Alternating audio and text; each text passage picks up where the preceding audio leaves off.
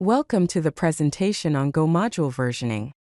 In this session, we will cover understanding semantic versioning, version selection and breaking changes management in Go modules. Here we are introducing semantic versioning.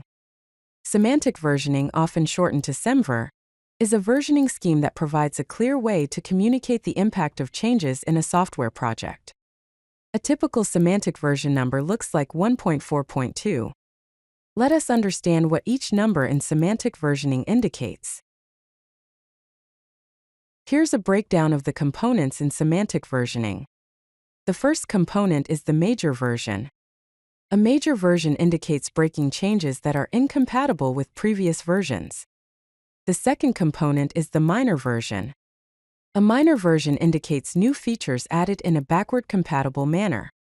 The third component is the patch version. A patch version indicates bug fixes that are backward-compatible. This slide is about Go module declaration. The go.mod file declares the module's module path, the Go version it was written for, and its dependencies. The module path defines the import prefix for all packages within the module.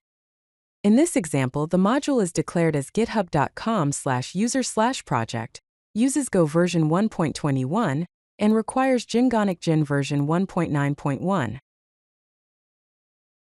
This slide explains the version selection algorithm used by Go modules. Go uses a method called minimal version selection, or MVS, to select the minimum version that satisfies all requirements. The algorithm involves a few steps. First, it builds a dependency graph. Second, it finds the maximum required version. Third, it selects the minimal compatible set, and then ensures reproducible builds. This slide is about version constraints in Go. You can use specific commands to manage module versions. For example, go get module at v1.2.3 will get the exact version 1.2.3. The command go get module at latest will get the latest stable version. And the command go get flag u module will update to the latest version. Some common version constraints are at v1.2.3 for an exact version, at latest for the latest stable version, at main for a branch or commit, and at upgrade for patch updates. This slide is about managing breaking changes in Go modules. Major version 2 or greater is required when you remove public functions, change function signatures, remove struct fields, or change package imports.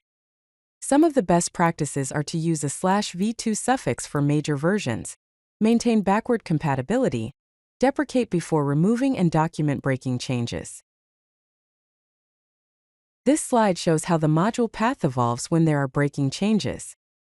For version 1, the module path might be github.com/user/project.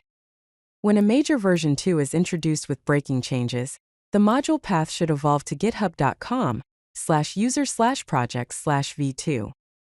This suffix indicates that it is a major version 2. If you like this video, hit that like button and don't forget to subscribe. Visit CodeLucky.com for more such useful content.